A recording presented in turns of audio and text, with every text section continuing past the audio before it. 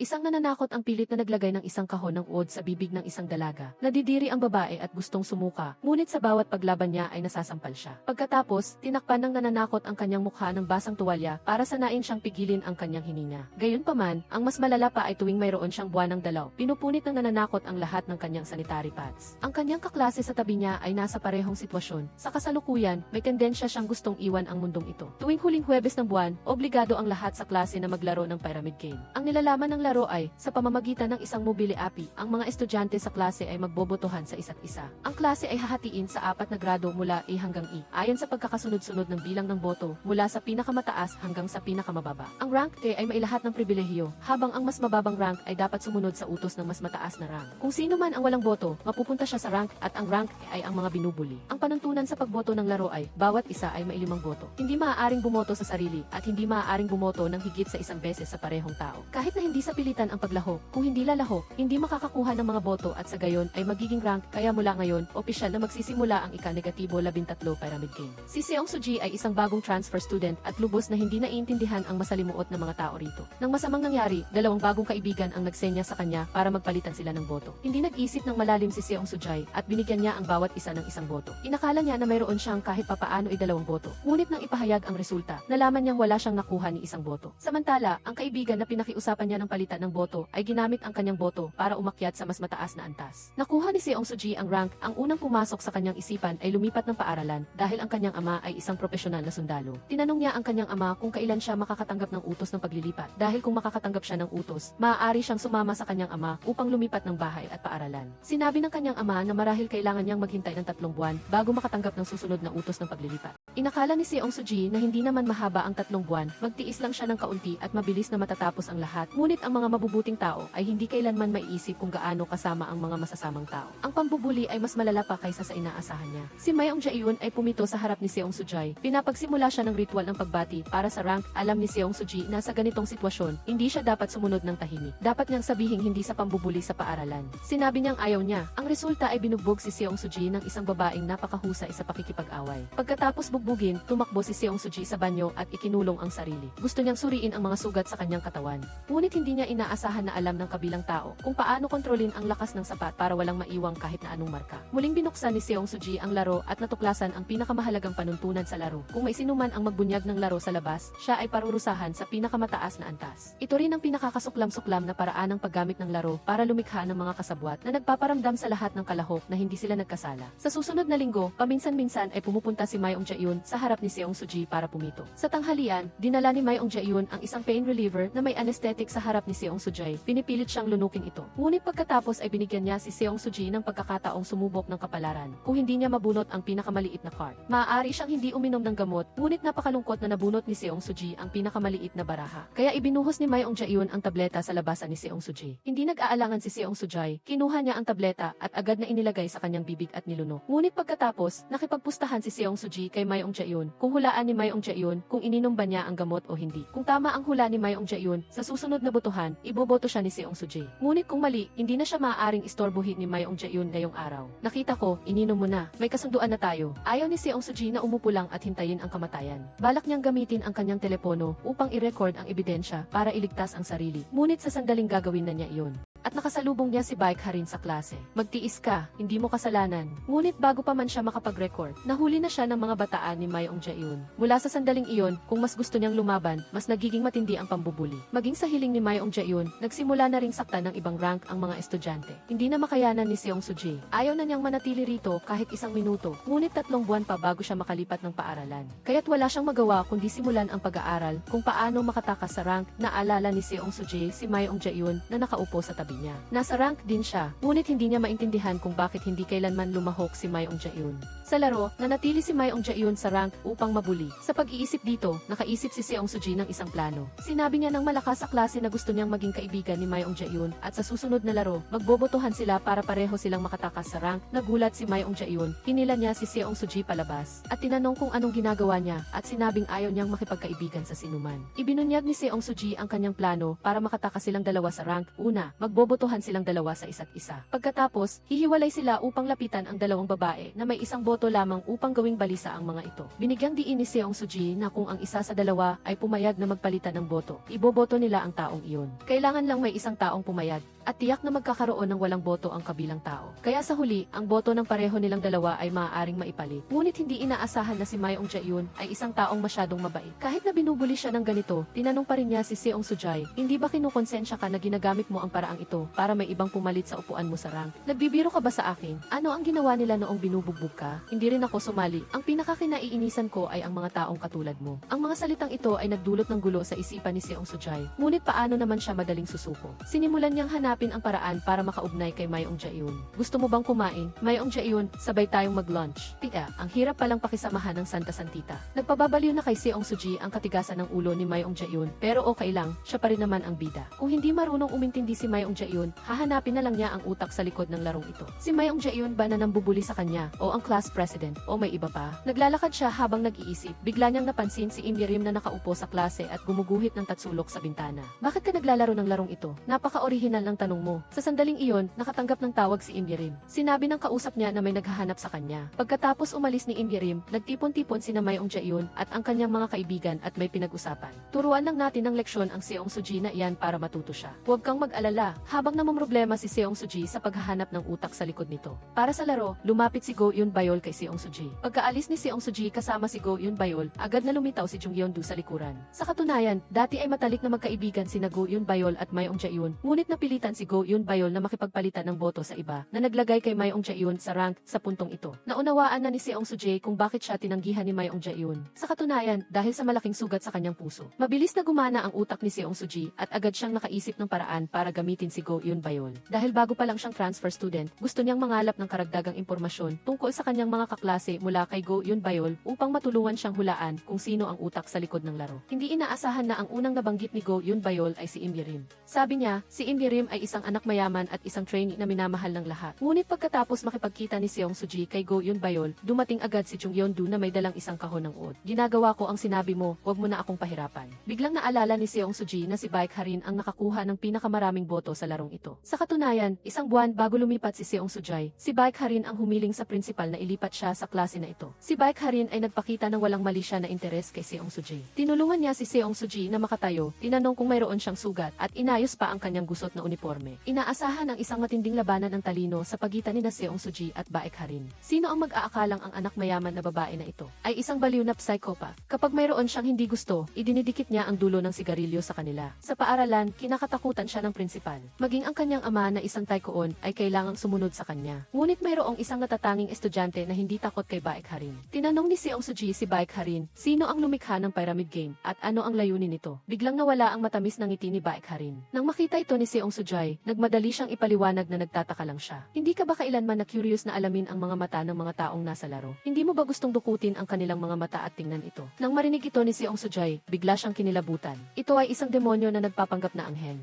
Ang mahalaga, napakahusay niyang umarte. Tinanong ni Seong Sujay kung mayroon ng Mayong Jae-yoon sa rank bakit kailangan pang hilahin ang isang transfer student na tulad ko sa rank? Inulit ni Baek Harin ang sinabi niya noon kay Seong Sujay, hindi mo kasalanan. Ang pakikitungo ba sa isang taong tulad niya ay mas madali kaysa sa kumbinsihin si Mayong Jae-yoon? Nag-isip si Seong Sujay habang bumalik sa klase. Sa sandaling iyon, biglang nilapitan siya ng kaklaseng si Pyo Ji-ai at pinag-awayan. Kinuwestiyon niya kung bakit nawala si Seong Suji sa oras ng break. Kung walang estudyante sa rank, ang mga estudyante sa rank na tulad namin ay bubulihin. Bakit? Ang bagay na ayaw mong maranasan, bakit naman ako kailangang magtiis na bulihin ako ng iba? Biglang huminto si Seong Sujay. Na-realize niya na hindi siya dapat masyadong maging kapansin-pansin. Hindi ito ang tamang oras para makipagtalo sa mga maliliit na tao na tulad nito. Ang pinakamahalagang layunin ngayon ay makakuha ng hindi bababa sa 2 boto sa susunod na laro para makatakas sa rank, kaya kailangan niyang kapitbahayan kay Mayong Jae-yoon na parang huling pag-asa. Kaya't nilapitan niya si Mayong Jae-yoon at nagsimulang umarte para makuha ang kanyang awa. May gusto akong hilingin sa iyo. Maaari ba tayong magpalitan ng boto? Hindi inaasahan na matigas ang paninindigan ni Mayong Jae-yoon at muli siyang tumangging makipagtulungan kay Seong Suji. Sinabi ni Mayong Jae-yoon na hindi siya sasali sa laro, ngunit maaari niyang tulungan si Seong Suji na kumbinsihin si Jung Yeon-do at Mayong Jae-yoon sa darating na laro dahil sila ay mabubuting tao. Umalis ka. Binoto mo na ba ako? Ang kapal ng mukha mo. Huwag mo na siyang pansinin. Tara na. Nakikita mo, sila ba ay mabubuti? Dahil lang sa hindi kanila sinasaktan ay iniisip mo na silang mabubuti. Sabi ni Seong Suji kay Mayong Jaehyun ng isang malupit na katotohanan na halos lahat ng tao sa klase ay umaasa na mananatili si Mayong Jaehyun sa rank dahil sa ganoong paraan ay mas ligtas sila. Ito ang tunay na kalikasan ng tao. Hindi ka mabait, tanga ka. Nagulat at hindi matanggap ni Mayong Jaehyun ang mga sinabi ni Seong Suji kaya tumalikod siya at umalis. Pagkatapos nito, hindi na siya pumasok sa paaralan.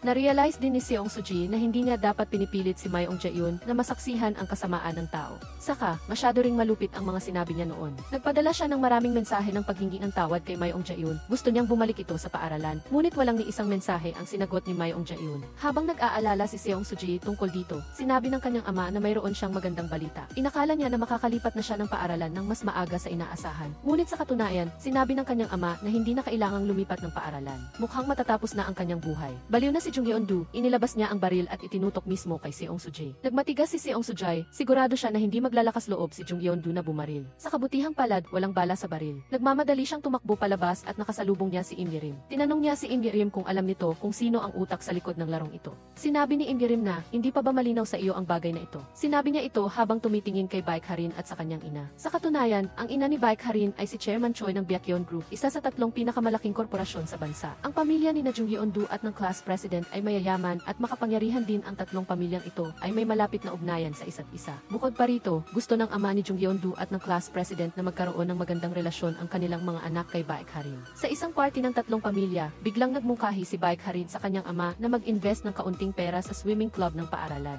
Nang makitang hindi kaagad pumayag ang kanyang ama, may ibinulong siya sa tainga nito. Agad namang pumayag ang ama sa hiling ni Baek Harin. Sa pag-alis ni Seong Suji mula kay Im Yerim, hinanap niya si Go Yoon Bayol. Sinabi ni Go Yoon Bayol na pareho sila ni Mayong Jaehyun na mga transfer students sa klase na ito. Tiyak na hindi alam ng guro ang pambubuli sa klase at kung alam niya, tiyak na gagawa siya ng aksyon. Sa narinig niya, naghanda si Seong Suji na hanapin ang homeroom teacher para humingi ng tulong. Sa kabutihang palad, kamakailan ay nagpakita ang homeroom teacher ng labis na pag-aalala sa kanya. Ngunit sa sandaling magsisimula na siyang magsalita, biglang lumitaw ang class president at pinutol siya. Sinabi niya na hinahanap ng principal ang homeroom teacher. Pagkatapos ng klase, sinundan ni Seong Suji ang homeroom teacher. Sa sandaling susundan na niya ito para kausapin, lumitaw muli ang class president at tinawag siya. Binalaan siya ng class president na huwag siyang lalapit sa homeroom teacher para humingi ng tulong. Kung hindi siya susunod, mas lalo lang lalala ang sitwasyon. Ibinunyag din ng class president ang isang mahalagang impormasyon. Dati ay may isang tao sa klase na gustong pigilan ang pyramid game, ngunit sa huli ay sumuko rin. Kaya sino sa wakas ang taong iyon? Hindi pa nahahanap ni Seong Suji ang taong ito dahil 1 linggo na lang at sunod na laro na. Ang pinakamahalagang bagay ngayon ay ang makatakas sa rank kaya nagpa siya pa rin siyang hanapin ang homeroom teacher para humingi ng tulong. Sa eksaktong oras ng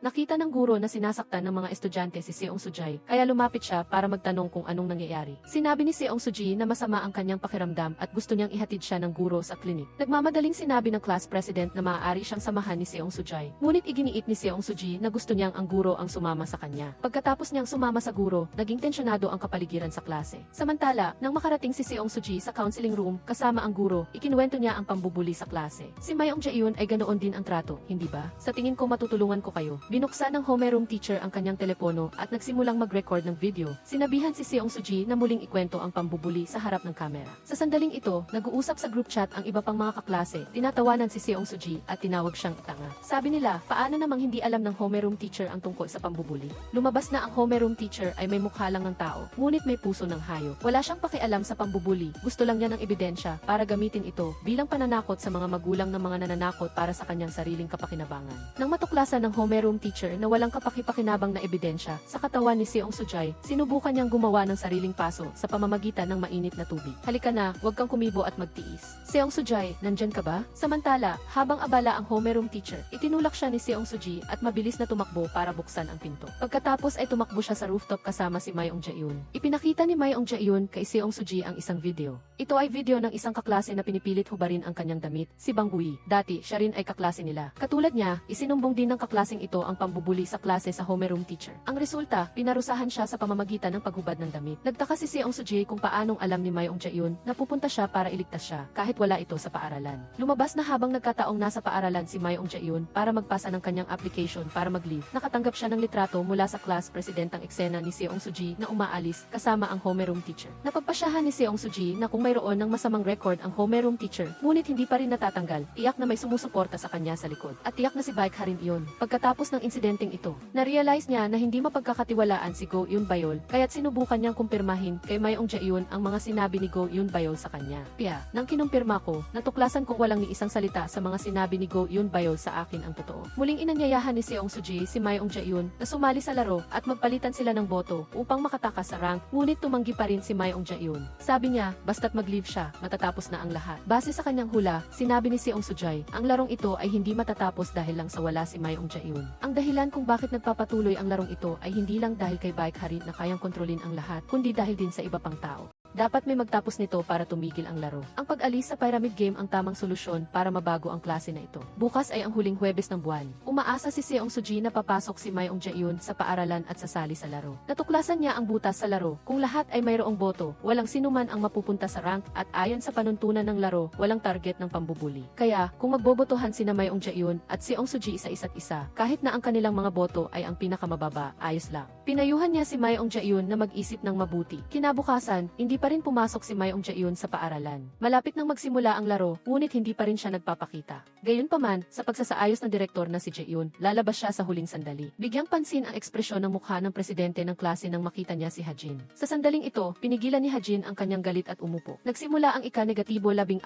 na pyramid game na pagboto, ngunit ang resulta ay lampas sa inaasahan ng lahat. Nakatanggap si Suji ng 5 boto at umakyat sa rangguti, habang si Gayaong ay nakakuha ng 2 boto. Nang makita ito ni Hajin, galit na galit siya hanggang sa nanginginig ang kanyang mukha. Mas nakakagulat pa na mayroon pa ring isang tao. Sa ranggo siya ay ang batang babae na nakasuot ng salamin na si Gayaw. Hindi maintindihan ni Suji kung saan nanggaling ang 4 na dagdag na boto. Bakit ganito? Tinanong ni Gayaw ang kanyang matalik na kaibigan kung bakit niya siya ipinagkanulo. Malinaw na nangako na magbobotohan sila. Bakit hindi niya siya binoto? Kaya siya napunta sa ranggo. Lumalabas na ang matalik na kaibigan ni Gae ay nakipagkaibigan sa 3 bagong kaibigan. Ang dapat na nasa ranggo ay sina Suji at Jaeyoon. Hindi sila madaling makatakas sa ranggo na iyon, ngunit sa isipan ni Jaeyoon, iniisip niya ngayon na tulungan si Guy. Gusto niyang maghanap si Suji ng paraan para tulungan si Guy. Ngunit nang makita niyang matagal siyang hindi nagsasalita, galit siyang tinawag si Suji na isang manloloko. Gusto ba niyang itapon siya pagkatapos niyang magamit? Ngunit ganoon din ang iniisip ni Suji. Dahil ngayon ay wala na siyang panganib, wala nang dahilan upang makialam. Naghanap si Hajin kay Suji at nagsimulang muli.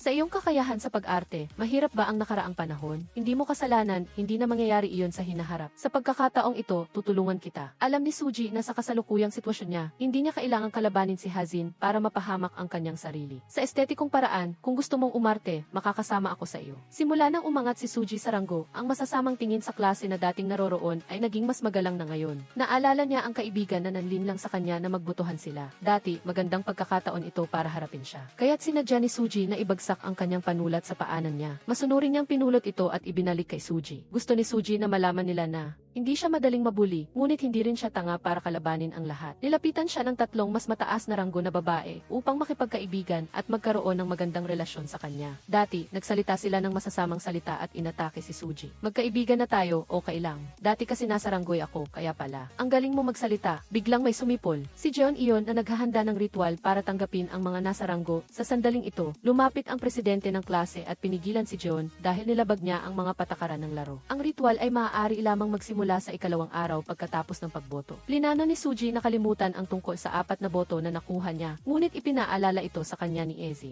Tinatanong ni Suji si Ezim kung bakit niya ito ginawa, ngunit sinabi lang niya na wala siyang dahilan. Kaya, sino sa tingin mo sa mga may mas mababang ranggo kaysa sa akin ang boboto sa iyo? Napagtanto ni Suji na tama si Ezim. Ang mga nasa mas mababang ranggo ay bumoboto lamang sa mga hindi nagbabanta sa kanila at hindi sila maaaring bumoto sa mga kapareho nila ng ranggo. Kaya, ang 4 na labis na boto niya ay malamang nagaling sa mga nasa mas mataas na ranggo. Sa oras na ito, hindi pa napagtatanto ni Suji na nasa isang mapanganib siyang sitwasyon, kaya hindi pa siya desidido na hanapin ang may-ari ng 3 pang boto. Hanggang sa isang araw, isang pangyayari sa klase ang nagpabago sa kanyang isip. Nag-utos si Hajin sa principal na magpadala ng ASB sa homeroom teacher. Sa loob ng ASB ay ang mga marka para sa mga artwork ng mga kaklase na inayos ayon sa ranggo sa pyramid game mula sa pinakamataas hanggang sa pinakamababa. Ang mas mataas na ranggo ay may mas mataas na marka. Kahit na si Hajin na ang nagdesisyon ng mga marka, inutusan pa rin niya niya ang homeroom teacher na tawagin ang mga kaklase para markahan ang kanyang artwork. Ang bawat marka ay may kaukulang posisyon at ang mga marka ay nahahati sa 5 antas tulad ng mga ranggo sa laro. Ang mga kaklase ay hindi alintana kung ano ang tunay na halaga ng mga artwork at kusang loob na tumayo sa kanilang posisyon. Ang mga marka ay tumutugma sa kanilang mga ranggo at walang sinuman ang maihawak na kutsilyo para pilitin sila. Ngunit sila mismo ang kusang loob na ginawa ito para sa ranggo na hindi na alintana ang kanilang mga nagawa. Nakakagulat, okay lang ba talaga na ganito? Nang gabing iyon, nagkaroon si Suji ng bangungot. Sa panaginip, wala siyang nakuha na boto sa bagong pyramid game na nagpagising sa kanya at nagmadaling tiningnan ang kanyang mga boto sa kanyang telepono. Mula rin sa sandaling ito, desidido si Suji na alamin kung sino ang bumoto sa kanya. Kaya, pumunta siya sa klase at sinadyang ginalit ang mga kaklase. Pinaghihinalaan na ang software ng laro ay maaaring may pandaraya. Biglang, isang kaklase ang sumingit sa sinasabi ni Suji. Ito ay dahil sa mismong kaklase na iyon ang nag-develop ng software, kaya imposible ang pandaraya. Kung may pandaraya, tiyak na tatanggalin ang software. Ngunit humingi pa rin si Suji ng patunay na walang pandaraya. Kung hindi, lahat ay walang kabuluhan. Sa pagkakataong ito, hindi na makapagsalita ang kaklase. Pagkatapos, iminungkahi ni Suji na kung ang buong klase ay magbobotohan muli sa pamamagitan ng sulat kamay at anonymous, maaaring mapatunayan kung may pandaraya sa software. Agad na sumang-ayon si Ezim sa mungkahi ni Suji at tinanong ang kaklase na nag-develop ng software kung ano ang iniisip niya. Suji, hindi inaasahan na naging maayos ang plano ni Suji. Sabay-sabay na sumang-ayon ang mga kaklase sa pagboto sa pamamagitan ng papel. Ngunit nang matapos magtali ang presidente ng klase, natuklasan niya na ang bilang ng mga sulat kamay na boto at ang bilang ng mga boto na tinali ng software ay magkapareho. Pagkatapos ng pagboto, tumakbo si Suji sa harapan at palihim na pinalitan ang mga boto ng kanyang mga kaklase. Nang dadalhin na ng presidente ng klase ang mga boto para sirain, napansin niya na may kakaiba. Dahil naaalala niya na pagkatapos niyang magtali, ang mga boto sa itaas ay may ibang pangalan, hindi ang mga taong ito. Pagkatapos itugma ni Suji ang sulat kamay, nakumpirma niya kung sino ang 3 pang bumoto sa kanya. Talagang nakakagulat na ang 3 iyon ay sina Hazin, si Jayon na nambubuli sa kanya, at ang alipores ni Jayon na si Iki. Sa puntong ito, nalaman niya na pinaglalaruan siya ni Hazin. Ngayon, nakipag-away na siya kay Gyaon at hindi na sigurado ang boto ni Ezin. Ibig sabihin, sa susunod na laro, posible na mahulog ulit siya sa ranggo, si Guy ay nahaharap sa pinakamasamang pambubuli. Pinilit siyang magpanggap na pusa at ginaya ang isang pusa na kumakain ng pagkain. Huwag kang mag-ingay, Bobo. Napakabusi mo talaga, busog na at mataba na. Sabi ni Jayon kay Gyaon, kung gusto mong makialam, ikaw na ang kumain para kay Gyaon. Sa sandaling ito, wala nang masabi si Suji sa Santa Claus na si Gyaon. Nang akmang kakain na si Gyaon para kay Gyaon, biglang nagsalita si Hajin. Pinuna niya si Rajeon at Iki na hindi dapat mambubuli ngayon. Si Gyaong ay nasa ranggo at hinihingi niyang humingi sila ng tawad sa kanya. Sa sandaling ito, biglang kinuha ni Suji ang isang panulat at ibinato kay Hazin. Hazin, pasensya na. Ang lahat ng mga kaklase ay nagulat. Samantala, lumapit si Suji kay Hazin at nagkunwaring nagsisisi. Ayos ka lang ba? Paumanhin. Baliw ka ba? Akala mo ba nasa ranggoy ako? Nasa ranggo di ako. Kailangan mo munang humingi ng permiso sa ranggo bago mo magalaw ang isang nasa ranggo. Iyan ang panuntunan na itinakda ninyo. Sinenyasan ni Hajin si Iye na bitawan si Miaong. Gyaong, ang ipinangako ko sa iyo, gagawin ko. Nagpasya sila ni Gyaong na hindi na ihihiwalay ang ranggo, ang lahat ay gumagawa ng mga bagay batay sa iyong tingin. Mukhang may hindi ka naintindihan. Nag-arte si Hazin sa harap ni Suji. Sinabing isa lang siyang manlalaro at hindi siya ang nagpapasya ng mga ranggo kundi ang laro mismo. May biglang dumating na guro sa panitikan at pinutol ang kanilang usapan. Agad na tinulungan ni Gyaong si Gyai na tumayo at inalis ang headband na may tainga ng pusa sa kanyang ulo. Napansin niya ang kakaibang atmosfera sa klase. Tinanong ng guro kung nag-aaway ba sila. Lumapit ang presidente ng klase at sinabi sa guro na naglalaro lang sila at pinapaalalahanan ang guro na kung may kailangan siyang ipaalam, sabihin na lang sa kanya. Hindi na kailangan pang pumunta sa klase tuwing break at tanghalian. Pagkatapos nito, medyo nagsisisi si Suji sa kanyang pagiging padalos-dalos, ngunit wala na siyang magagawa. Ngayon, ang tanging paraan ay burahin ang pyramid game para hindi na siya mag-alala na mahulog sa ranggo. Opisyal na iminungkahi ni Suji na makipagtulungan kay Jayon upang burahin ang pyramid game. Pagkatapos ay nakipagkita sila kay Jayon sa labas at nang nabanggit ang tungkol sa pambubuli, umiyak si Jayon ng malakas. Walang emosyon si Suji, habang si Jayon naman ay punong-puno ng awa. Sa pamamagitan ng sinabi ni Gyaong,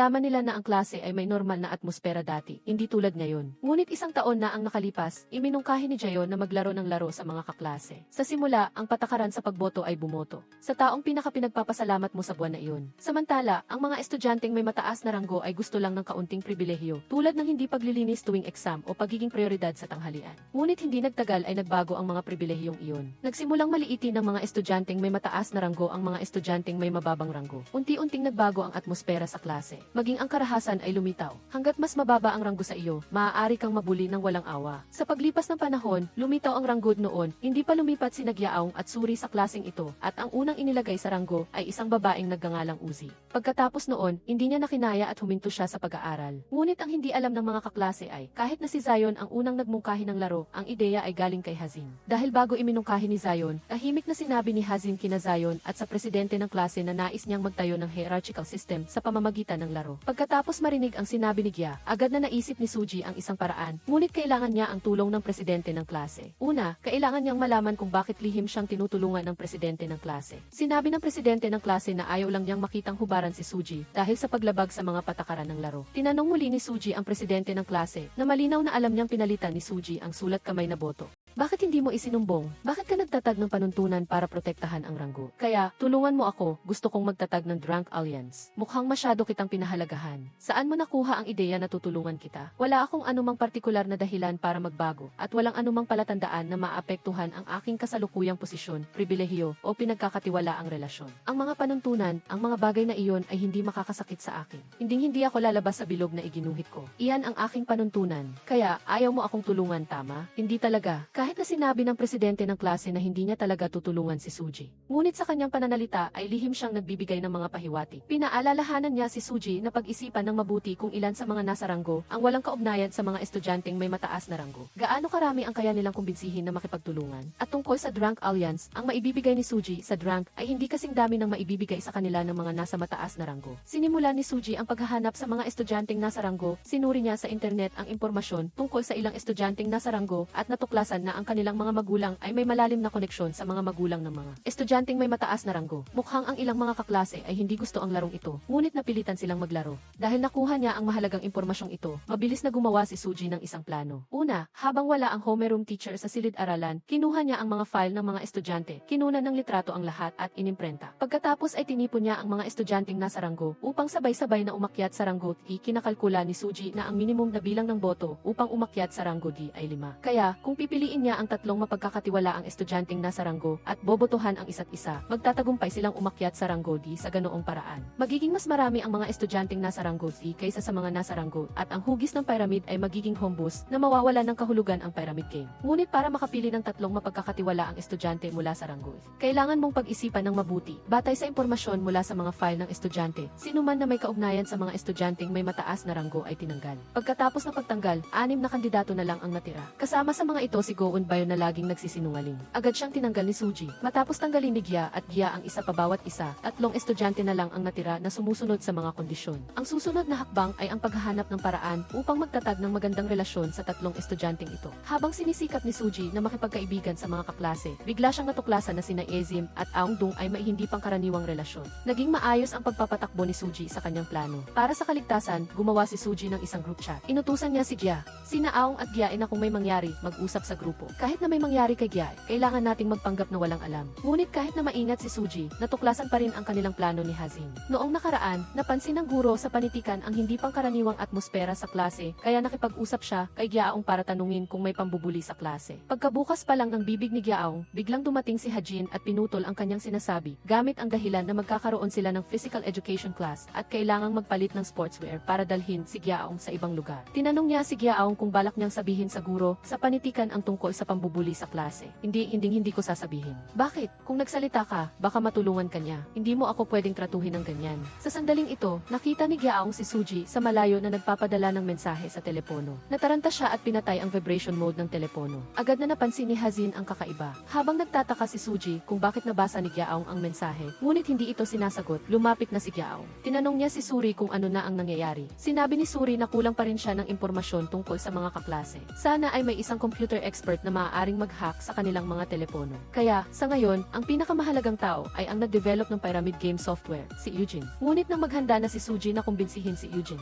napansin niya ang isang problema. Normal lang ang kalagayan ng pamilya ni Eugene. Ngunit bumili siya kamakailan ng bagong computer na nagkakahalaga ng 5 milyon won. Nagmadali si Suji na kunin ang file ni Eugene at nakakita ng mahalagang impormasyon mula sa mga pagsusuri. Si Eugene ay isang tao na sumusunod sa agos. Isa siyang dalagang mayaman na sa harap ng iba ay mukhang mabait na anak at mag-aaral. Ngunit sa likod ay isang nakakatakot na psycho. Nang may isang batang babae na gustong makipaglaro sa kanya, pinilit niya ang batang babae na itaas ang kanyang kamay. Pagkatapos ay sinindihan niya ang kamay nito ng lighter hanggang sa mamula. Ginamit din niya ang pyramid game para kontrolin ang mga estudyante sa klase. Pinipilit silang sundin ang lahat ng kanyang sinasabi. Nang malaman niyang gustong sirain ni Suji ang pyramid game, hindi na siya nagpanggap. Patayin mo muna ang sigarilyo. Ayaw na ayaw ko sa paninigarilyo. Sige, sundin mo ang plano mo. Pero akala mo ba, inosente at simple lang din si Ijon? Nagkakamali ka, Suji. Malalaman mo rin sa lalong madaling panahon. Mula rito nagsimula ang opisyal na labanan sa pagitan nilang dalawa. Batay sa sulat kamay sa nakaraang pagboto, natuklasan ni Suji na pinagtaksilan ni Haijun ang kanyang kaibigan sa laro. Noong nakaraan, para mapigilan ang ranggo ng kanyang kaibigan na malampasan siya, hindi niya binoto ang kaibigan. Nang matanggap niya ang mensahe ni Suji na nagtatanong, nataranta siya at nagmadaling makipagkita sa kanya.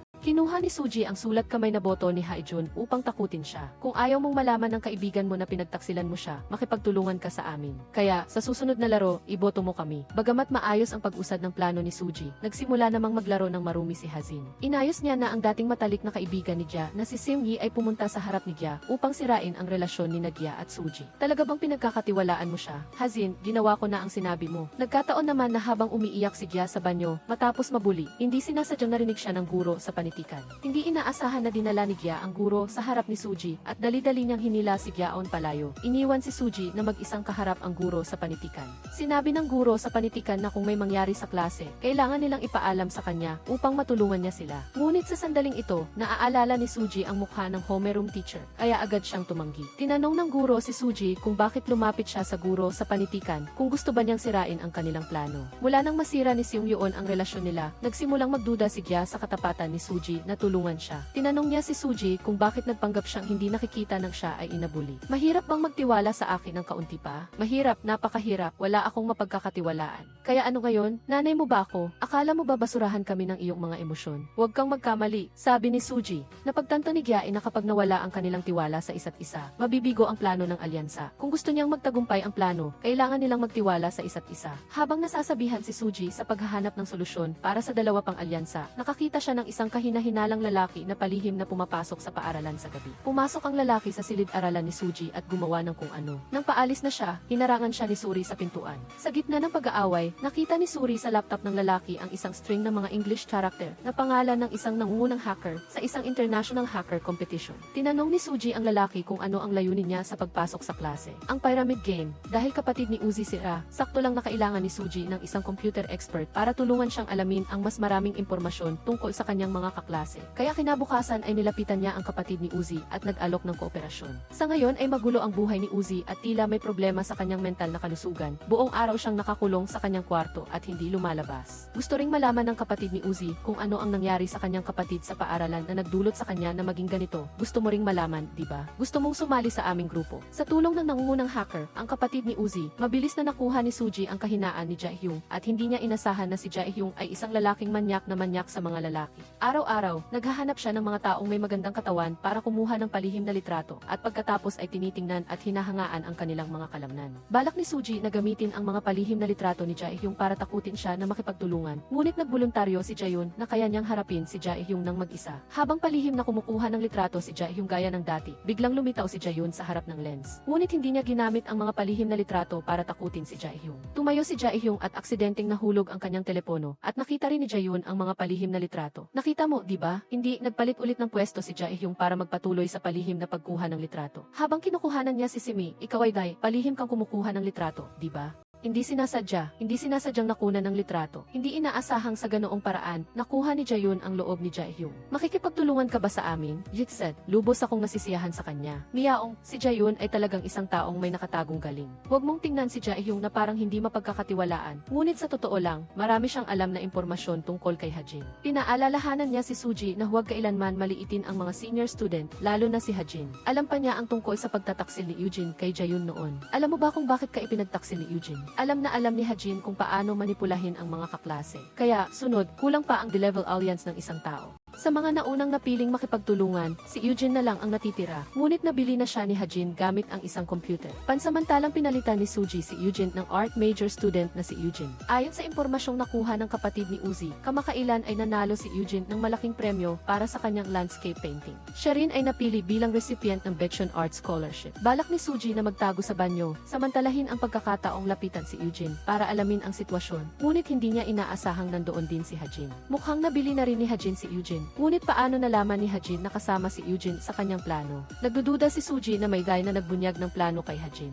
Sa ngayon, tila kailangan na lang siyang maghanap ng ibang taong makikipagtulungan. Ngunit sa mga D-level students, si Seungyeon na lang ang natitira na walang kinalaman sa mga senior students. Gayunpaman, palagi siyang inaalisa ni Jae sa listahan ng mga kasosyo. Ngayon, si Jae mismo ang nagtanong kung papalitan ba si Eugene ni Seungyeon. Ayos ka lang ba? Ayos lang. Batay sa impormasyong ibinigay ng kapatid ni Uzi, nalaman ni Suji ang kahinaan ni Seungyeon. Nagpadala siya kay Seungyeon ng mensahe, ayaw mo ring malaman ang iyong sikreto, di ba? Kinabukasan, nagdaos ang klase ng isang open class para sa mga magulang. Naroon din ang tatay ni Suji. Lumapit ang guro sa panitikan sa tatay ni Suji, at pagdating niya, agad siyang nagtanong kung gaano niya naunawaan ang buhay ng kanyang anak sa paaralan. Napakaganda ng buhay niya sa paaralan. Wala siyang ideya kung ano ang nangyari sa kanyang anak sa paaralan. May bullying sa klase na ito. Nakakagulat na kasama si Ezim sa plano ni Suji. Sinabi niya na si Ezim ay di kaya'y gusto siya o galit kay Hajin, kung hindi, wala siyang dahilan para iboto siya. Ang dahilan kung bakit sumali si Ezim sa larong ito ay dahil alam ni Hajin ang kanyang kahinaan, at ang kahinaan na iyon ay si Eungyong. Kaya, tinatakot mo ako. Ang alam ni Hajin, alam ko rin. Ano ang gusto mo? Sa susunod na laro, kaya mo bang bumaba sa isang trainee ng isang malaking kumpanya, mayaman, maganda, at matalino? Kung bababa ka sa D, mabubuli ka pa ba ng iyong mga kaklase? Gusto kong sirain ang sistema ni Hajin. Ayaw mo bang makitang magdusa siya? Ano ang batayan mo para isiping tutulungan kita? Dahil ikaw lang ang nasa klase na ito na tumututol sa laro. Sa sandaling iyon, nakakandado si Seungyeon sa silid-aralan, handang magpakamatay. Nang buksan ng kanyang mga kaklase ang pinto, pinuto ni Seungyeon ang kanyang pulso. Sinumbata ni Hajin si Suji sa harap ng lahat. Bakit mo pinilit si Seungyeon sa ganitong sitwasyon? Dahil nagpadala si Seungyeon ng isang mensahe sa group chat ng klase na si Suji, dapat mamatay muna ako para tumigil ka? Kung gayon, mamamatay na ako. Kaya pala, matapos magpadala ni Suji ng banta kay Seungyeon, ikinuwento niya ito kay Hajin. Ginawa ni Hajin ang lahat para maisadula ang palabas na ito para mahuli si Suji. Agad-agad, naging target si Suji ng lahat. Sabi ko na sayo, malalaman mo rin agad. Baliw ka ba? Ang mas hindi inaasahan ni Suji ay ang pangyayaring ito ay naganap mismo sa araw ng open class para sa mga magulang. Nakita ng mga magulang at guro ang buong pangyayari. Ma'am, sinasabi ng anak ko na may ginawang masama ang transferee na iyon. Hindi ba siya isang masamang bata? Akmang tutulungan sana ni Jaeon si Suji na magpaliwanag, ngunit pinutol siya ni Hajin. Sabi niya, hindi pa sanay si Suji sa bagong klase kaya ito ay isang maliit na pag-aalinlangan lang sa pagitan nila. Mas mainam kung kami na lang ang magresolba nito. Tumayo ang mga magulang sa labas ng klase, pinapanood si Suji na pinarurusahan sa harap ng lahat. Ayon sa patakaran ng laro, si Suji, na nasa C-level, ay hindi maaaring manakit kay Seungyeon na nasa D-level. Iminungkahi ni Dazion na tanggalin ang karapatan ni Suji na bumoto sa susunod na laro bilang parusa. Hindi ka makakaboto sa ika-negatibo 15 na pyramid game. Tama ang kalkulasyon ni Hajin, sa pamamagitan ng pag-alis sa boto ni Suji, tuluyang magigiba ang kanyang D-level alliance plan. Hiniling ni Hajin sa buong klase na magtaas ng kamay para bumoto. Sa huli, sa 25 tao, 21 sa kanila ang sumang-ayon na parusahan si Suji. Ang minorya ay dapat sumunod sa mayorya. Kaya, nawalan si Suji ng karapatang bumoto sa susunod na laro. Ngunit sa kabutihang palad, maaari pa rin siyang iboto. Sa labas ng klase, pinuri ng tatay ni Zion at ng tatay ng class president ang paraan ng pagboto ng klase bilang napakademokratiko. Ngunit sinabi ng guro sa panitikan na ito ay tulad ng isang key public execution. Hindi niya napigilan ang sarili na gustong pumasok sa klase para pigilan ito, ngunit pinigilan siya ng nanay ni Hajin. Sa katunayan, ang open class na ito ay bahagi ng plano ni Hajin na mag-imbita ng mga magulang na lumahok sa isang sesyon ng pyramid game. Bumoto ang mga magulang para sa mga estudyante sa klase, ngunit si Hajin, hindi pa niya natatapos ipaliwanag ang patakaran ng laro nang putulin siya ng kanyang ina. Sinabi ng nanay ni Hajin na hindi siya sumasang-ayon na laruin ito ng mga magulang. Sa parehong sandali, dumating ang lola ni Hajin, ang chairman ng Baekhyun Group, na labis niyang minamahal. Bumiti at tumango ang lola kay Hajin na nagpapahiwatig ng kanyang pahintulot na laruin ng kanyang apo ang larong ito. Kung gusto ng apo ko na maglaro, hayaan mo siya. Nang magsalita ang chairman, walang naglakas loob na tumutol. Nagsimulang manguto ang tatay ni Joseon at lumapit. Sinabing kaya niyang tulungan ang chairman sa pagpapatakbo ng programa ng laro. Nagsimulang mag-operate ang mga magulang at ang tatay lang ni Suji ang nakatayo ng tahimik na parang isang poste. Ang resulta ng botohan ay hindi nakakagulat. Si Suji lang ang nag-iisang nasa F-level. Tinanong ni Hajin ang tatay ni Suji kung mayroon siyang anumang komento. Kalmado siyang sumagot na mayroon namang hierarchy saan man. Sa isang hierarchical na lipunan, ang hierarchy ay isang bagay na maaaring magpanatili ng kaayusan at pagsunod. Nakita ni Suji ang mga sugat ni Jaeyoon at hindi niya mapigilang sumagot sa kanyang ama. Kahit na ang level ay naghihirap hanggang sa punto ng pagpapakamatay, sasabihin mo pa rin yan. Para sa ilan, ang lugar na ito ay tulad ng impyerno. Alam ni Suji na ito ay isang babala mula kay Hajin. Kung hindi siya susunod, ibababa siya nito sa level muli. Ngunit si Suji ay ang malakas na bida sa kwentong ito. Kung gayon, wawasakin ko ang pyramid na ito. Ang lakas ng loob ni Suji. Ito ay nakakagulat sa lahat. Hindi inaasahan na gustong-gusto ng lola ni Hajin si Suji. Ang batang ito ay may malakas na karakter. Ibigay siya sa aming Betchen group sa hinaharap. Pagkatapos nito, sinermona ng punong guro ang guro sa panitikan. Isa ka lang pansamantalang guro, paano ka naglakas loob na maging ganoon ka mapagmataas? Kung gusto mong maging permanenteng guro, manahimik ka mula ngayon. Mismong si Hajin pa ang personal na pumunta para takutin ang guro sa panitikan. Ano ang pinakamahalaga sa iyo? Pera, trabaho, pamilya, reputasyon sa lipunan? Tinatakot mo ba ako? Napaka-boring ng klase sa panitikan.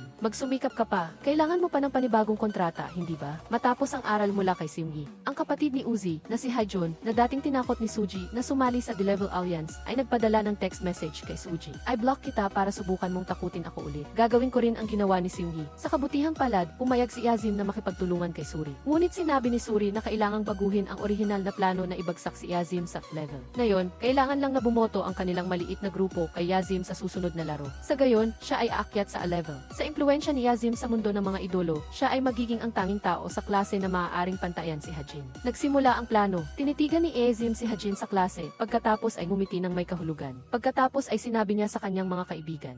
Hinimok ni Hajin ang mga magulang na lumahok sa Pyramid Game, na sa totoo lang ay itinuturing na paglabag sa patakaran. Iminungkahi ni Yazim na magsagawa ng anonymous na pagboto gamit ang panulat, tulad ng ginawa nila sa parusa ni Suji, upang magpasya sa bagay na ito. Nangunguna si Eungyong sa pagsuporta, ngunit nanguna si Doyeon sa pagtutol. Ipinaliwanag ni Yazim na naisip lang niya na kung si Suji ay lalabag sa patakaran at mawawala ng karapatang bumoto para maging patas, dapat ding parusahan si Hajin kung lalabag siya. Hindi inaasahan na ang huling resulta ay mas maraming sumang-ayon kaysa sa tumutol. Parehong pinarusahan si Hajin na nawala ng karapatang bumoto sa susunod na laro. Ang resulta na ito ay nagpawala sa mukha ni Hajin dahil sa galit. Pagkatapos noon, si Suji, maghahanda na sana siyang kumbinsihin sina Jaeyoon at Jaehyung na huwag siyang iboto sa susunod na laro. Kaya pala, noong gabing pumasok ang kapatid ni Uzi sa klase ng palihim, naglagay siya ng isang mini camera sa itaas ng podyum. Plano ni Suji na gamitin ang camera na ito upang i-record ang ebidensya ng kanyang pambubuli kapag bumaba siya sa level. Samantala, nagsimulang gumawa ng kalokohan si Hajin. Kumalat sa social media ang mga negatibong post tungkol kay Yazim. Maraming post ang nagsasabing sinuhulan ng pamilya ni Yazim ang management company para matulungan siyang mag-debut. Nagtayo pa nga ng sarili niyang stadium para kay Yazim sa paaralan. Ang tungkol sa stadium na ito ay alam lang ng mga kaklase. Galit na nagtanong si Eungyong kung sino ang nag-post.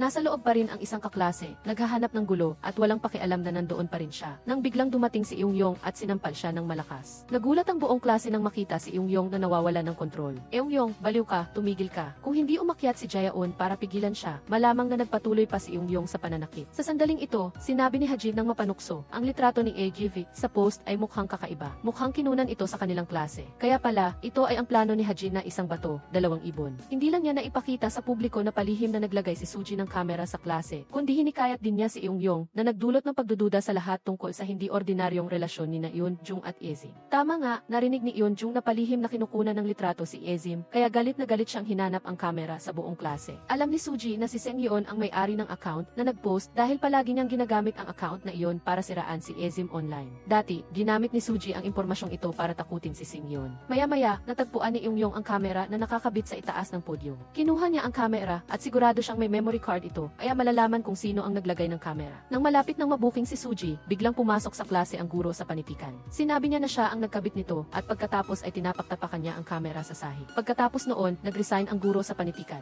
Nakatayo lang ang ibang mga guro sa silid-aralan. Nilibak ang karera niya sa pagtuturo. Okay na, masyadong ang malala ang paglagay ng kamera. Alam ni Suri na nag-resign ang guro sa panitikan kaya sinamahan niya ito sa paglisan. Ibinigay ng guro sa panitikan kay Suri ang kanyang numero ng telepono. Sinabing maaari siyang tawagan anumang oras kapag kailangan niya ng tulong. Tanging si Suri at Jaeyoon lang ang nakakaalam tungkol sa kamera. Malinaw na alam ni Hajin ang tungkol sa paglalagay ng kamera sa klase. Hula ni Suji, sinabi ni Jaeyoon kay Gyae, at pagkatapos ay sinabi ni Gyae kay Hajin sa pamamagitan ni Seungyeon. Nang banggitin ni Hajin ang tungkol sa palihim malalim na pagkuha ng litrato, napansin ni Suji ang mga mukha ng kanyang mga kaklase. Napansin niya na sina Seungyeon at Gyae lang ang hindi nagulat. Hindi makapaniwala si Jaeyoon kung bakit nagawa iyon ni Gyae. Hindi na gustong marinig ni Suji ang anumang paliwanag mula kay Gyae. Lumabas ka na, at sana, huwag ka nang bumalik dito. Sorry.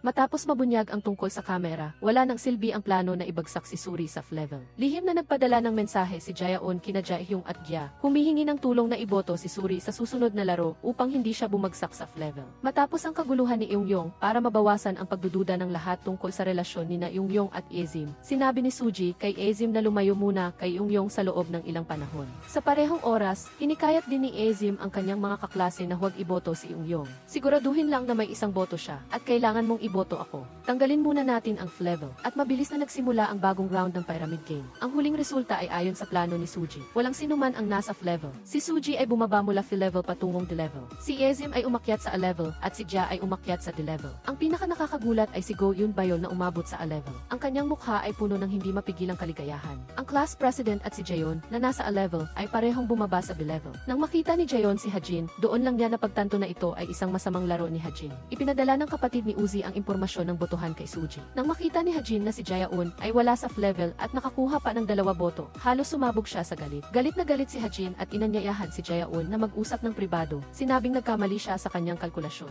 Hindi dapat manatili si Suji sa tabi ni Jaeyoon. Pinayuhan ni Jaeyoon si Hajin na huminto. Sa sandaling ito, lumitaw si Suji. Gustong lumikha ni Hajin ng pagkakabaha-bahagi, kaya sinabi niya na si Suji ay dating nasa level dahil kay Jaeyoon. Ngunit agad na sumagot si Suji, tumigil ka sa panloloko. Nabisto ka na, isa kang mayaman, maganda at mapanlinlang na buli sa paaralan. Ang bida, si Suji, ay hayagang nagdeklara ng digmaan laban kay Hajin sa klase. Wala nang level. Plano kong gamitin ang pagkakataong ito para kanselahin ang laro. Ano sa tingin mo, Hajin? Halos nakuha mo ang lahat ng boto, 21 boto. Sa A-level, ikaw din ang nangunguna. Kung kakanselahin ang Pyramid Game, ikaw siguro ang pinakananghihinayang, di ba? Pagkatapos nito, sinabi ni Suji sa kanyang mga kaklase na mag-isip ng mabuti. Kung sumasang-ayon sila sa panukala, mensahe mo ako sa telepono. Syempre, pwede ka ring mag-text, Hajin. Tulad ng inaasahan ni Suji, walang nag-text sa kanya maliban sa mga miyembro ng kanyang maliit na grupo. Si Hajin pa rin ang may kontrol at wala pang sinuman ang naglakas loob na sumugal kay Suji. Gustong kontrolin ni Hajin ang botohan sa klase, kaya nilapitan niya ang nag-develop ng Pyramid Game, si Ion, at humingi ng detalyadong data mula sa mga nakaraang botohan. Ngunit hindi inaasahang napaka-prinsipyo ni Ion. Sinabi niya na bilang isang technology engineer na umaasa sa kanyang mga kasanayan, ang paglalabas ng data ay isang insulto sa kanyang computer skills. Galit na galit si Hajin at itinapon ang computer na ibinigay niya kay Iwon sa isang lalagyan ng tubig. Ang pinakamalaking nagpabago sa laro sa nakaraang round ay ang kaklase na may braces, si Go Yoon Bayol. Parang nag-iba siya ng pagkatao. Sa sandaling umakyat siya sa A-level, inutusan na niya ang class president at si Dujeon, kung pupunta ka sa convenience store, bumili ka ng chocolate milk para sa akin.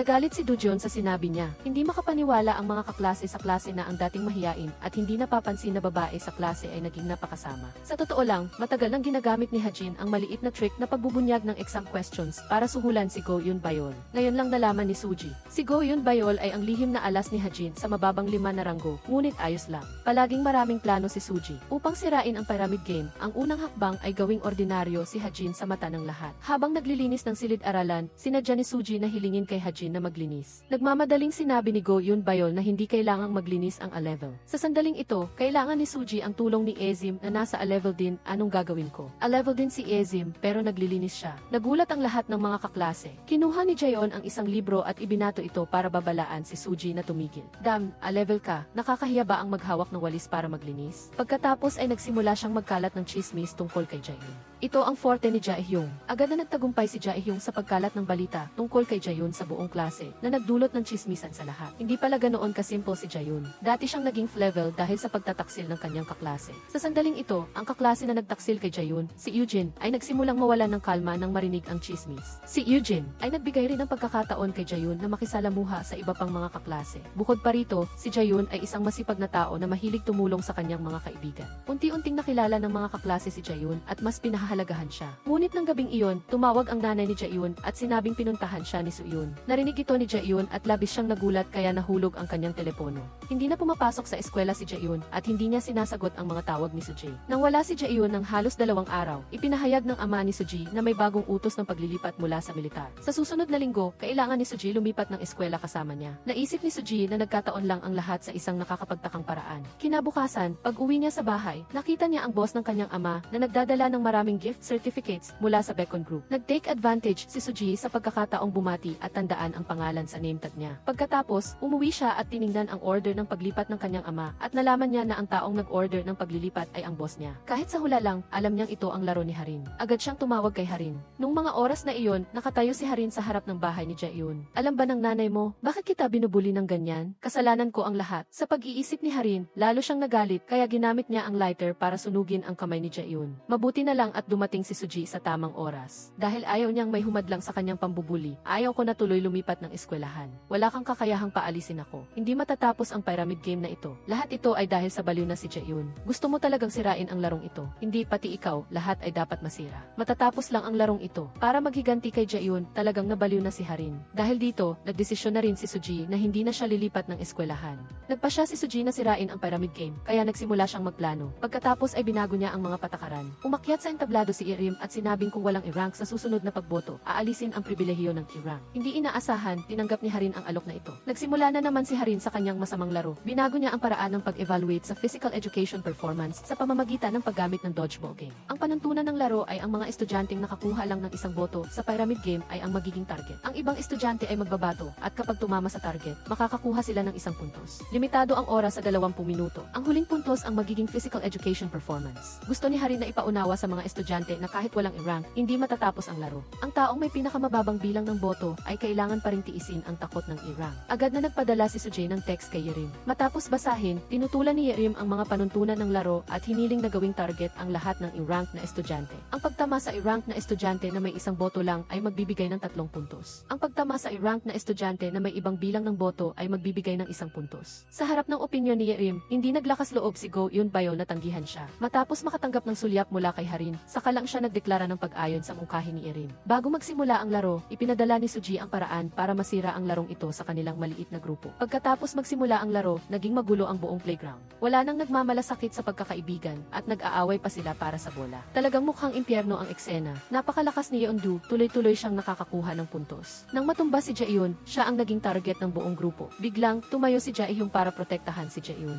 Kinuha ni Suji ang bola sa sahig. Sa oras na ito, may hawak na ring bola si Irim at Jaehyun. Ano ang ginagawa mo? Dali, ipasa ang bola. Bawal bang mag-isa lang kumain ang class president? Nang makitang kontrolado ni Suji ang sitwasyon, nanginginig sa galit ang mukha ni Harin. Lahat ng tao ay may iba't ibang antas ng pasa sa katawan. Maingat na hinawakan ni Suji ang bola sa katawan ni Irim. Ang class president ay nakakuha ng 3 puntos. Dapat tamaan para mabilang, walang ganyang panuntunan. Binasa ulit ni Suji ang lahat ng panuntunan ng laro at idiniin na ang ginawa niya ay hindi nakaapekto sa puntos. Sa oras na ito, halos sumabog na si Harin sa galit. Sa ilalim ng pamumuno ni Sujay, nagsimulang magpasa ng bola ang mga estudyante sa kanyang paraan na ikinagalit ni Harin. Pagkatapos ng laro, nakatanggap si Suji ng text mula sa 3 estudyante. Gusto nilang lahat na sirain ang pyramid game. Si Rajon naman sa kabila ay kawawa na. Nagsorry siya kay Harin at nagpaliwanag na nainit lang siya kanina. Pero hindi pinatawad ni Harin si Rajon. Agad siyang tumawag sa tatay ni Rajon. Ngayong araw, siguradong masasaktan si Rajon pag uwi niya. Hindi pa rin alam ni Harin na lihim na naghahanda si Suji ng isang malaking hakbang. Ang mga pag-uusap at pambubuli sa pyramid game ay ni-record lahat ni Suji sa kanyang telepono. Sinabi niya sa kapatid ni Buhi na hintayin siyang makakolekta ng 10 sapat na ebidensya ng recording bago niya ilabas ang lahat. Kaya, tinarget niya ang taong tahimik na tumulong sa kanya, ang class president. Lihim na pinalitan ni Suji ang telepono nila ng class president bago pa man siya makipagkita kay Harin. Nais niyang gamitin ang kanyang telepono para mag-record pa ng ebidensya. Pero nang pinalitan niya ulit ang telepono nila, nalaman niyang walang na-record na mahalagang pag-uusap. Hindi inaasahan na sa pagkakataong ito, ang matalinong si Suji ay nadaya ng sarili niyang talino. Sa totoo lang, alam ng class president na pinalitan niya ang telepono. Matapos siyang lamigin ni Harin dahil sa pagbaba niya sa G-rank, gusto rin ng class president na bumalik sa E-rank. Kaya, ginamit niya ang pagkakataon para ibigay ang telepono ni Suji kay Harin. Dahil dito, natuklasan ni Harin na ginagamit ni Suji ang telepono para mag-record. Mas nakakapinsala pa para kay Suji ang nangyari nung gabing magkasama si Eunjung at Irim dahil nahuli sila ni Harin. Pangarap ni Eunjung na maging isang mahusay na swimmer. Gusto naman ni Harin na sirain ang career ni Eunjung sa pamamagitan ng pagkalat ng chismis na gusto niya ang mga babae. Binalaan ni Yerim si Harin na kapag ginawa niya iyon, magpapakalat siya ng balita na si Harin ay isang baliw. Kung umaasa si Harin sa kanyang mga magulang, lalabanan niya rin sila hanggang sa huli. Ang sabi, mahigpit na tutol ang mga magulang mo sa pagiging idolo mo, tama ba? Kaya hindi maganda ang relasyon ninyo. Kung hindi ka magtatagumpay sa debut mo, mahihirapan ka na ring mag-debut ng mag-isa, tama ba? Lumuhod si Yeondu sa harap ni Harin at nagmakaawa na patawarin siya. Bumalik si Harin at nagpadala ng text kay Sujay. Nakakuha ka rin ba ng magandang ebidensya ngayon? Ang ebidensya ko ay ito. Kung lalabas ang ebidensya mo, ganoon din ang ebidensya ko. Sa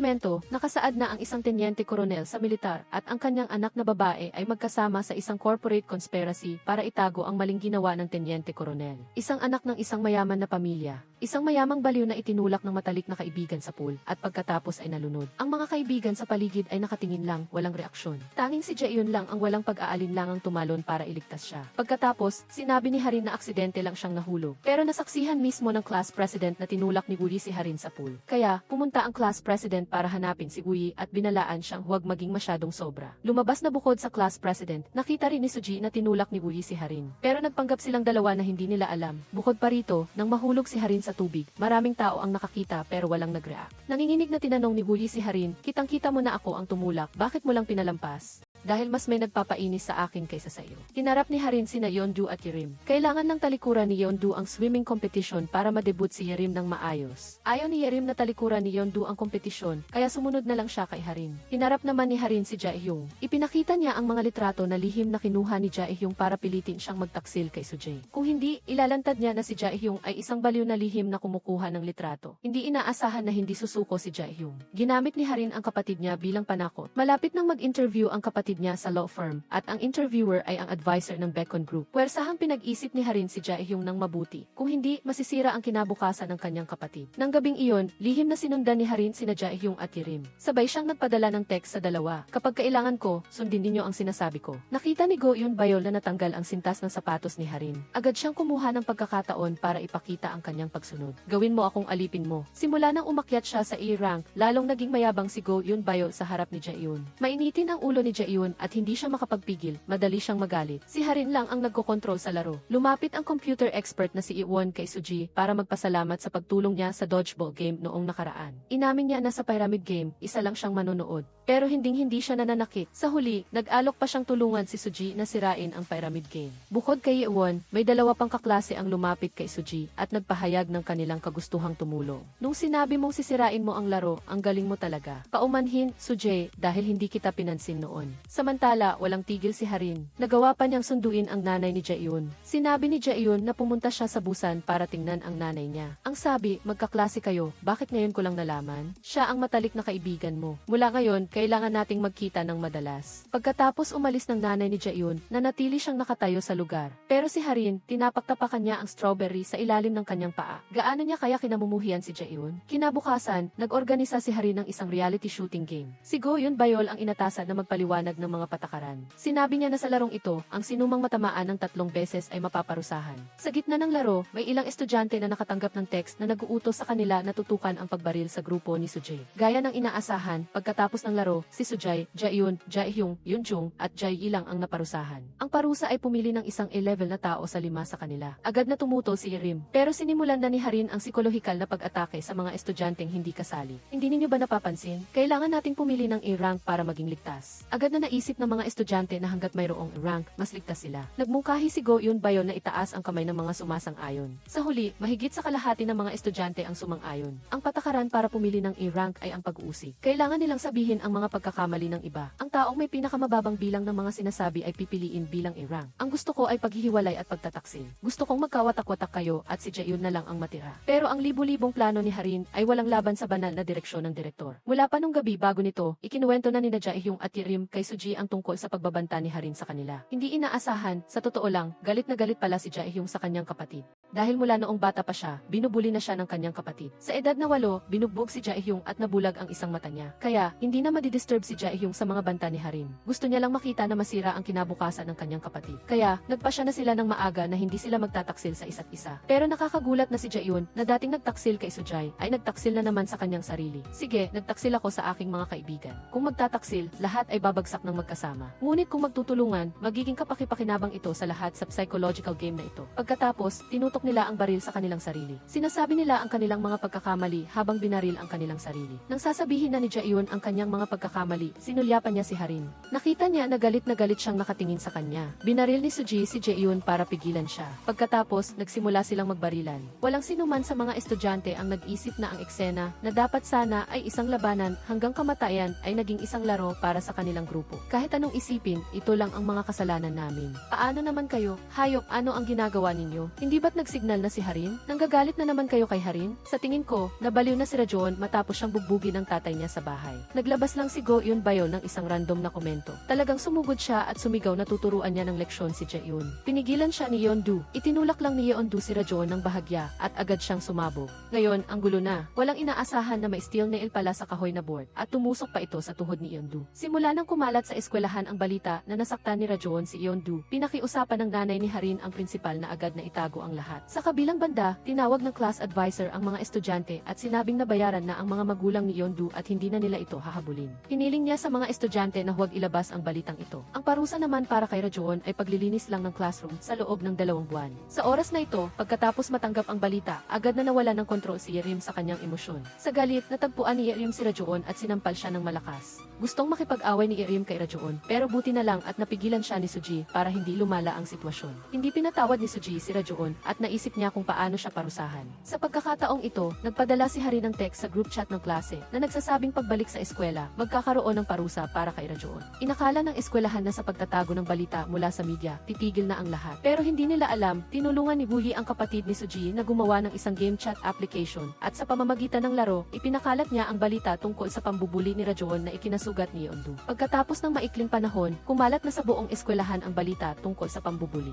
Hindi na nakatiis ang tatay ni Harin. Pinilit niya si Harin na humingi ng tulong sa chairman para mag-aral sa ibang bansa. At tungkol naman sa ebidensya ng kanyang katiwalian, kung paano mo gusto siyang ilabas, gawin mo. Mayroon siyang isang linyang palaging sinasabi sa kanyang malabo ang utak na asawa, huwag mo akong pakialaman. Wala nang masabi ang tatay ni Harin. Kinabukasan, ipinahayag ni Go Eun Bayol sa entablado ang parusa para kay Rajon. Ang parusa ay ibababa si Rajon sa walang rank. Nang magpapaliwanag na si Go Eun Bayol kung ano ang ibig sabihin ng walang rank, dumating ang class advisor at ipinahayag na pinilit si Rajon na lumipat ng eskwela. Pagkatapos malaman ang balita, agad na nagwala si Rajon. Pagkatapos niyang magwala, pumasok ang kanyang ama at binugbog siya. Binalibag siya ng todo, sobrang brutal hanggang sa hindi na makatiis ang tiwaling class advisor. Hiniling ni Harin sa kanyang nanay na bawiin ang desisyon na ilipat si Rajon sa ibang eskwela, pero agad na tumanggi ang nanay niya. Ikaw mismo ang sumira sa lahat, sino pa ang sisisihin mo? Sinabi ko na sa iyo, wag mo akong pakialaman. Dumating ang lola ni Harin. Pagdating pa lang, pinagalitan na niya ang nanay ni Harin at inaliw si Harin. Walang mas magandang lugar para sa iyo, kundi ang eskwelahan para masanay ka sa iba't ibang aspeto ng buhay. Survival skills, leadership at ang ugali ng pagiging nasa mataas na posisyon. Ang mahal kong apo, basta't gusto mo, ibibigay ko sa iyo ang lahat. Huwag ka lang maging malabo ang isip. Galit na galit si Harin hanggang sa puntong nagsaboy siya ng tubig kay Jaeun.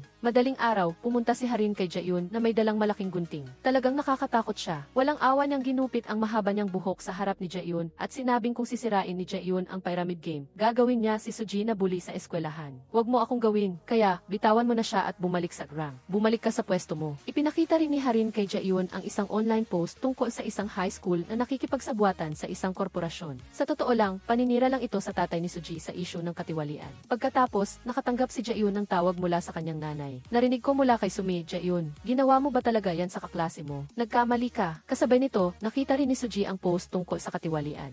Isang tenyente koronel sa isang high school. Gusto niyang kausapin ang kanyang tatay, pero narinig niya ang galit na boses nito sa telepono, kaya tumigil siya. Kinabukasan, napansin ni Suji na may buhok sa sapatos ni Jaeun. Pagdating ni Harin sa klase, nagulat ang lahat nang makita ang maiksi niyang buhok. Nang makita ito ni Sujay, alam na niya agad na may ginawa na naman si Harin kay Jaeun. Gusto niyang malaman kay Jaeun kung ano ang nangyari, pero simula nang putulin ni Harin ang kanyang buhok, sinadya ni Jaeun na lumayo sa lahat. Walang sinuman ang makakausap sa kanya. Habang nag-aalala si Suji tungkol dito, biglang lumitaw ang kapatid ni Woohee bilang isang tagapagligtas. Hindi niya namalayan, lihim na nag-install siya ng recording device sa upuan ni Harin. Nilagyan niya ng recording app ang telepono ni Jaeun sa pamamagitan ng listening virus. Nalaman ni Suji ang lahat ng pag-uusap ni Harin at Jaeun noong gabing ginupit ni Harin ang kanyang buhok. Nang malaman niyang nagpasya si Jaeun na bumalik sa rank, naisip niya ang pinakamagandang paraan para sirain ang pyramid game. Una, lihim na nagbigay si Suji ng piraso ng papel sa bawat estudyante sa klase. Nakasulat dito, kung maaari kang maging anonymous, gusto mo bang sumali? Nang binalik ni Suji ang mga papel, nalaman niya na 3 estudyante lang ang pumayag na makipagtulungan. Kung gusto nilang sirain ang laro, hindi pa sapat ang bilang na ito. Kailangan pa niyang mangalap ng mas maraming estudyante para makalikom ng sapat na tao. Inisip ni Suji ang isang paraan para makaalis ang mga kaklase niya. Kung magiging bigo ang plano, siya na lang mag-isa ang bababa sa rank. Gaya ng inaasahan, nang inilabas ang kondisyon na ito, nakahikayat si Suji ng ilang pangkaklase. Sa huli, bukod kay Jaeun, nakakolekta siya ng 11 estudyante. Pero bago magsimula ang susunod na laro, kailangan nilang makakolekta ng ng 13 estudyante. At ang kailangan nilang gawin ay magkakasamang talikuran ang laro. Kung pinilit si Jaehyun na bumaba sa rank, magkakasama sila sa tabi niya. Bukod pa rito, para tuluyang talunin si Harin, hindi dapat mawawala ang video evidence. Kaya, kumuha si Suji ng mas maliit na kamera mula sa kapatid ni Uyi kaysa sa nakaraan. Di kalaunan, nakakuha siya ng video kung saan sinasaktan ni Harin si Jaehyun. Dumating ang araw ng Pyramid Game. Nagkataon na may anniversary celebration ang eskwelahan ngayon. May performance din si Irim sa selebrasyon. Pero pagkatapos ng performance, umalis siya sa eksena na umiiyak. Sa pagkakataong ito, may isang taong nakasuot ng teddy bear costume na nakatitig kay Irim. Dumating ang oras ng laro. Ang hindi inaasahan ni Harin ay sumali si Jaehyun sa laro. Mas nakakagulat pa na bumalik si Rajoon sa klase. Ang mas nakakagulat pa ay, hindi alam kung bakit, si Irim ay dinala sa ambulansya. Nang makita ito ni Sujay, tumaas ang adrenaline niya. Agad siyang sumugod sa classroom at itinulak si Harin sa blackboard. Kasalanan mo ang lahat. Simula sa performance sa anniversary celebration ng eskwelahan, alam na ng lahat na kinamumuhian ni Harin si Irim. Kaya, sa laro, lahat ay bumoto kay Irim.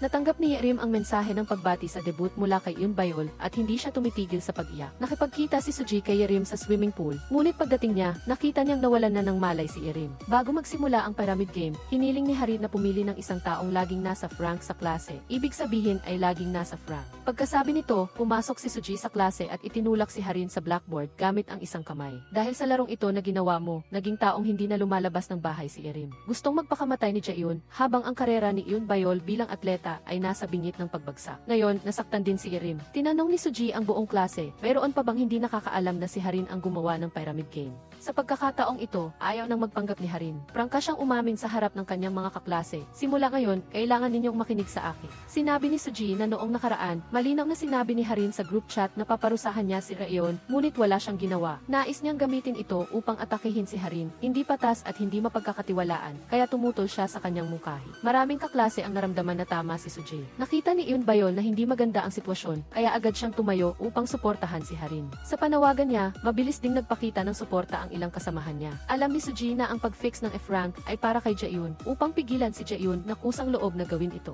Iminungkahi niya na dapat bumoto ang buong klase upang magpasya kung dapat bang gawing permanente ang F-rank. Tinanong niya ang kanyang mga kaklase, sino ang gusto ninyong piliin bilang permanenteng F-rank? Ang inyong katabi o ang mga nasa harap at likod ninyo? Sa pagkakataong ito, naalaala ng lahat ang magandang tanawin noong nagpalipat sila ng mga parol sa huling Springfield trip. Ayoko nang gawin ito, sabi niya, dahil magkakaibigan tayo. Ang susunod na biktima ay maaaring isa sa inyo. Kaya gusto pa ba ninyong ituloy? Sabi ni Sujay, ang sinumang ayaw ng maglaro ay dapat mag-uninstall ng MP at tumayo. Kung ang bilang ng mga mag-uninstall ay lalampas sa kalahati, matatapos na ang Pyramid Game. Kung hindi, paano pipiliin ang permanenteng Frank? Palagi mong idinidiin na ang Pyramid Game ay ating laro, kaya dapat nating pagdesisyonan. Pagkatapos magsalita, tinitigan ni Harin si Jaehyun. Sa sandaling ito, ang pinakakinakatakutan ni Suji ay kusang loob na maging permanenteng Frank si Jaehyun. Biglang tumayo si Jaehyun, na-delete ko na. Palibhasa, narinig ni Jaehyun ang usapan ni Harin at Yoon Bayol. Sa larong ito, ang taong talagang gustong piliin ni Harin bilang permanenteng Frank ay hindi si Jaehyun, kundi si Suji. Dahil sigurado siyang hindi tatraydorin ni Suji si Jaehyun, kaya kung kusang loob na gagawin ito ni Jaehyun, tiyak na pipigilan siya ni Suji at siya mismo ang magiging permanenteng Frank. Para sa isang mabait na tao, tulad ni Jaehyun, lalo lang siyang magdurusa. Dahil dito, nagbago ang isip ni Jaehyun na maging permanenteng Frank. Nakahinga ng maluwag si Suji nang makita niyang dineleted ni Jaehyun ang laro. Sunod, si Jaehyung, Gae, at ang iba pang kasama ni Suji ay isa-isang nag-delete ng laro. Ngunit may dalawa pa ring nagbago ng isip sa huling sandali. Isa sa kanila ay ang estudyanteng sinusuportahan ng Baekhyun Group at ang isa pa ay si Sim Yoon. Tama lang, kung walang traitor, hindi magiging interesante ang laro. Nakakagulat, may dalawa pang magkaibigan na sina Irim at Yoonjung na nag-delete ng laro dahil nasaktan silang pareho. Ngunit kahit ganoon, kulang pa rin ang bilang ng mga tao ng isa. Walang sinuman ang umasa na tatayo si Jaehyun.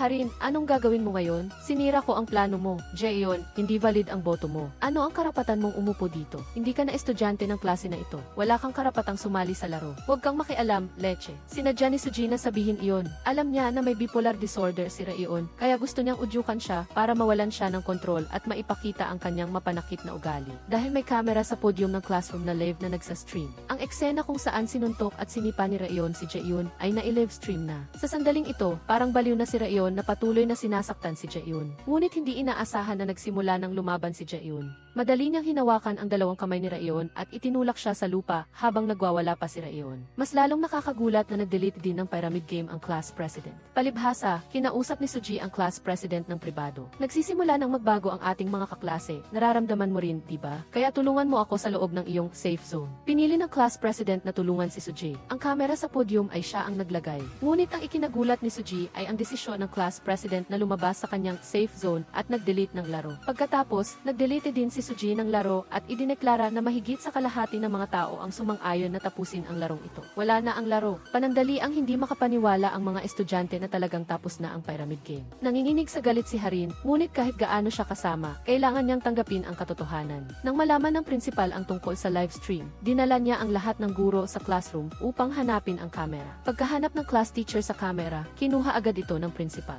Ano ba itong ginagawa ninyo? Kahit na nasira ang kamera, ang naunang broadcast ay nagdulot ng malaking ingay sa internet at ginawang video na kumalat ng mabilis. Pagkatapos, dinala ni Suji ang mga kaklase niya upang dalawin si Yerim. Hindi malala ang sugat ni Yerim at ngayon lang nalaman ng lahat na. Sa totoo lang, lahat ay plano ni Suji. Noong pumunta si Yerim sa swimming pool para tawagan si Yun Bayol, sinundan din siya ng taong nakasuot ng beer suit. Walang nakakaalam na sinundan din siya ni Sujay, na sinipa ang taong nakasuot ng beer suit at natamaan din si Yerim kaya nawalan siya ng malay. Ikaw ang stalker ni Yerim, di ba? Nakita ko na sa social media. Ikaw yung stalker na iyon, di ba? Palibhasa, noong binubuli si Suji noon, si Yerim lang ang tumulong sa kanya. Pagkatapos umalis sa paaralan si Sujay, patuloy niyang sinusubaybayan ang mga bakas ng stalker ni Yerim online. Ngayon, sa anniversary ng paaralan, nalaman ni Suji na nagpaplano ang stalker na ito na gantihan si Yerim. Kaya naman, naglakas loob siyang lumabas ng bahay para iligtas siya. Ang taong nakasuot ng beer suit ay ang stalker ni Yerim. Nang makita niya ang sitwasyon, ginamit ni Suji ang pagkakataon upang maging maling akala ang lahat na may nangyari kay Yerim na nag-udyok sa mga kaklase na sama-samang itigil ang Pyramid Game. Pagkalipas ng ilang sandali, ang video kung saan binubuli ni Rayon si Jaeyoon ay naging balita. Ang nanay ni Yerim, nang malaman niya ang nangyari, ay galit na galit. Hindi rin mapakali ang prinsipal, pakiramdam niya ay mababaliw na siya. Sa kabila ng lahat ng ito, hindi pa rin sumusuko si Harin sa kanyang plano. Gusto niyang gawin ng kanyang nanay ang transfer papers para sa kanya, ngunit dapat kasama si Jaeyoon. Tumawa ang nanay ni Harin at sinabing talagang baliw na si Harin. Sa mismong sandaling ito, dumating ang lola niya. Kaya gusto mo nang lumipat ng paaralan ngayon, tama? Tama. Nang makita ang walang buhay na tingin na walang silbi, hindi na napigilan ng nanay ni Harin ang kanyang kasiyahan. Dahil sa pressure mula sa publiko, unang nag-reorganize ang paaralan ng mga klase. Tungkol naman sa mga estudyante sa klase ni Sujay, pagkatapos na itigil ang laro, habang maghahanda na si Jaeyoon na sabihin kay Suji ang tungkol sa kanyang galit kay Harin, nakatanggap siya ng tawag mula kay Harin. Sa ilalim ng direksyon ni Harin, pumunta si Jaeyoon at Suji sa children's shelter kung saan lumaki si Harin noong bata pa siya. Dito, napagtanto nila na ang shelter na ito ay halos kapareho ng disenyo ng kanilang classroom. Ang children's shelter na ito ay ang lugar kung saan lumaki si Harin noong bata pa siya at kung saan nagsimula ang Pyramid Game. Noong panahong iyon, madalas na pinaparusahan si Harin dahil sa pagiging huling rank. Si Yoon Haeon ang nakakuha ng pinakamababang score sa laro, kaya mamaya pagtulog, wala siyang kumot. Si Harin ay isang ulila at si Jaeyoon lang ang tanging inaasahan niya. Dahil nagtitiwala siya kay Jaeyoon, sinabi ni Harin kay Jaeyoon na siya ay isang ulila. Sa paaralan, palaging minamahal si Harin ng mga guro dahil sa kanyang magandang performance, ngunit kinaiinggitan ito ng mga masasamang kaklase. Araw-araw, sinisiraan nila si Harin sa likod niya at hinihikayat ang iba na huwag siyang kaibiganin.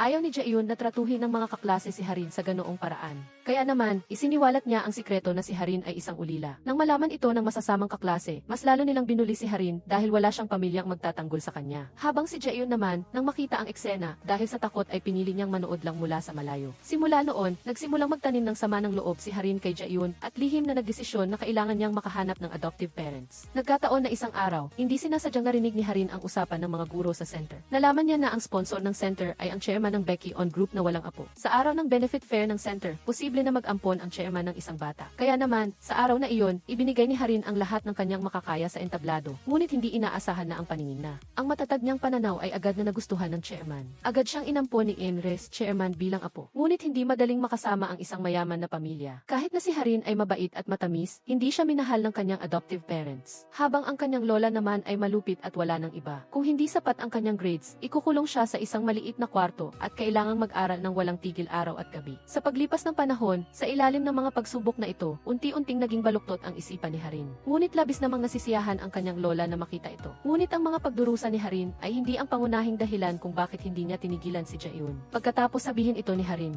agad niyang ibinuhos ang buong bote ng sleeping pills sa kanyang bibig at minuya. Dali-daling lumapit si Jaeyoon at sinabihan siyang iluwa ang mga ito, ngunit sinampal siya ni Harin. Sinabi ni Harin na ang tunay na dahilan kung bakit niya binubuli si Jaeyoon ay dahil sa mga sinabi ni Jaeyoon noong una silang nagkita muli sa paaralan pagkatapos nilang lumaki. Ikaw si Jaeyoon, di ba? Kumusta ka na? Mukhang maayos ka naman, di ba? Pagkatapos marinig ito, gusto nang pumatay ni Harin. Hindi niya kailanman pinatawad si Jaeyoon. Sa anong karapatan pinatawad ni Jaeyoon ang sarili niya? Sa parehong sandali, natuklasan ni Harin na matalik na magkaibigan sina Jaeyoon at Sujay, kaya para makaganti kay Jaeyoon, dinala niya si Jaeyoon at Suji sa kanyang klase para sa pyramid game at ginamit ang mga taktika para pagtaksilan ni Sujay si Jaeyoon. Sa ganitong paraan, naging frank si Jaeyoon. Ang mukha mo noon ay walang bakas ng pagkakasala. Gusto ko itong durugin ng paunti-unti. Talaga, isang babae na baliw na hindi ko pa nakikita. Hindi mo ba naririnig, baliw? Ang pagkaawa mo sa sarili ay nakakasuka. Bago nito, sinimulan na niyang gamitin ang pyramid game para pahirapan si Sujay. Ngayon, pagkatapos na mabigo ang laro, gumagawa siya ng mga dahilan at sinasabi na siya ang biktima. Kahit na siya ay naging biktima ng bullying sa paaralan, ang paggamit niya ng pyramid game para bulihin ang kanyang mga kaklase ay isang kasalanan na hindi magbabago kailanman.